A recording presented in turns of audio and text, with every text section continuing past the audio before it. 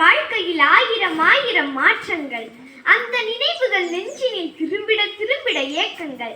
என் ஏக்கங்களையும் நினைவுகளையும் உங்களோடு பகிர வந்துள்ள நான் உங்களின் செல்ல பிள்ளையாய் இருந்து இப்போது செல்லாத பிள்ளையாகி போன மிதிவண்டி. மிதித்தால் ஓட வேண்டிய மிதிவண்டி என்ன பேச போகிறது என ஏளனமாய் எண்ணாமல் உங்கள் செவிகளை சிறிது நேரம் எனக்கு இரவல் கொடுங்கள். உலகையே உள்ளங்கையில் கொண்டு வந்த உங்களின் வளர்ச்சிக்கு அடித்தளமிட்டவை 2 கண்டுபிடிப்புகள், நெருப்பும் சக்கரமும். அந்த சக்கரத்தில் இருந்து பிறந்தவள் நான். நீங்கள் என்னை மிதி மிதி என்று மிதித்ததால் நான் மிதிவண்டியாகி போனேன் என தப்பு கணக்கு போடாதீர்கள். உங்களின் மிதிகளை எல்லாம் தாங்கிக் கொண்டு உங்களை முன்னோக்கி நகர்த்தியதால் தான் நான் மிதிவண்டியானேன். உங்களின் அத்தனை சேட்டைகளையும் பொறுத்து ரசித்து யாம்புள்ள என வளர்த்த பெற்றோர்களையே எனக்கு பெருசா என்ன சொத்து சேர்த்து வச்சிங்க என கேட்கும் உங்களுக்கு என் வழி புரிய வாய்ப்பில்லை ராஜா, வாய்ப்பில்லை. நான் செல்வாக்காய் வாழ்ந்த காலத்தை நினைத்து பார்க்கிறேன். வெள்ளையும் சல்லையுமாய் வரும் வாத்தியார் அழுத்தும் என் மணிசத்தம் கேட்டு அடங்கி ஒடுங்கும் மாணவர்கள், தோளில் ஜொல்னா பையையும் காக்கி சட்டையும் போட்டு வரும் தபால்காரரின் மணிச்சத்தத்துக்காக காத்து கிடக்கும் பெருசுகளும் பெண்டுகளும், ஐஸ் ஐஸ் குச்சி ஐஸ் சேமியா ஐஸ் என விடுமுறை நாட்களில் ஐஸ் வண்டி சத்தத்துக்காக ஏங்கி கிடக்கும் சிறுசுகளும் பொடுசுகளும், அன்பின் அடையாளமாய் என் மீது பயணிக்கும் அம்மாவும் அப்பாவும், சத்தம் கேட்டா கூடவே வந்துருவாங்களேன்னு என்னை சத்தம் இல்லாமல் எடுக்கும் தாத்தாக்களிடம் நானும் வருவேன்னு அடம்பிடிக்கும் பேர பிள்ளைகள். அடடா, எவ்வளவு மௌசி எனக்கு தெரியுமா! புதுமைகள் காணும் பயணத்தின் தொடக்கம் நான். ஒரு பக்கம் இருப்பதன் பயனையும் மற்றொரு பக்கம் இல்லாதிருப்பதின் பயனையும் ஒரு சேர கற்றுக் கொடுக்கிறேன் நான். ஆம், இருப்பதும் இல்லாமையும் இணைந்ததுதானே வாழ்க்கை. இதை என் சக்கரம் நடத்துவதை அறிவீரா நீங்கள்? என் சக்கரத்தில் ஆரக்கால்கள் 30 இணைந்தாலும் சக்கரத்தின் பயனோ அதன் காலி பகுதியில் அல்லவா கிடைக்கிறது.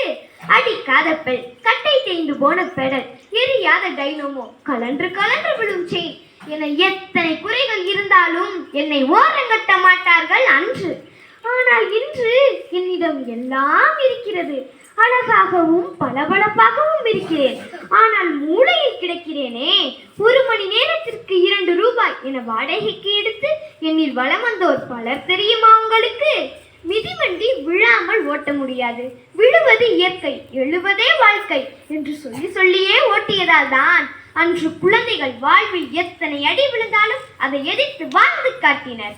ஆனால் இன்றோ குழந்தைகளுக்கு மிதிவண்டி வாங்கி தருகிறீர்கள் பாதுகாப்பு சக்கரங்களுடன். விழவே இல்லை என்றால் எப்படி எழ வேண்டும் என்று எவ்வாறு கற்றுக்கொள்ள முடியும்? அதனால்தான் ஆசிரியர் திட்டியதால் மாணவி தற்கொலை, நீட் தேர்வின் தோல்வியால் விஷம் குடித்து சாவு என இத்தலைமுறை எங்கேயோ போய்கொண்டிருக்கிறது. உங்களை நினைத்தால் சிரிப்பதா அழுவதா என்று தெரியவில்லை. குழந்தைகளுக்கு விழாமல் இருக்க சொல்லி தராதீர்கள், விழுந்தால் எப்படி எழ வேண்டும் என்று சொல்லிக் கொடுங்கள். இவ்வுலகில் உள்ள ஒவ்வொருவரும் மற்றவர் தன்னை மதிக்க வேண்டும் என ஆசைப்படுவார்கள். ஆனால் நான் மட்டுமே மற்றவர் என்னை மிதிக்க வேண்டும் என ஆசைப்படுகிறேன். நீங்கள் என்னை மிதிப்பதால் நான் மட்டும் சந்தோஷமாக இருப்பேன் என்று நினைக்கிறீர்கள்? என்னை மிதிக்க மிதிக்க உங்களுக்கு எவ்வளவு நல்லது நடக்குது தெரியுமா? நீங்கள் ஸ்லிம்மாக வேண்டுமா? அதுவும் செலவே இல்லாமல் என்னை மிதியுங்கள். இதய நோய் ஸ்ட்ரோக் வராமல் இருக்க வேண்டுமா? என்னை பயன்படுத்துங்கள். உடல் நலம் மேம்பட, உடல் தசை புத்துணர்ச்சி பெற என்னை மிதி மிதி என்று மிதியுங்கள். லட்சம் லட்சமாய் மருத்துவமனைக்கும் மருத்துவர்களுக்கும் மொய்யெழுதாமல் இருக்க நான் இருக்கிறேன், நான் பார்த்துக்கிறேன். நீங்கள் என்னை மிதித்து கொண்டே மட்டும் இருங்கள். என்னால் உங்களுக்கு மட்டுமல்ல, சுற்றுச்சூழலுக்கும் நல்லதே நடக்கும்.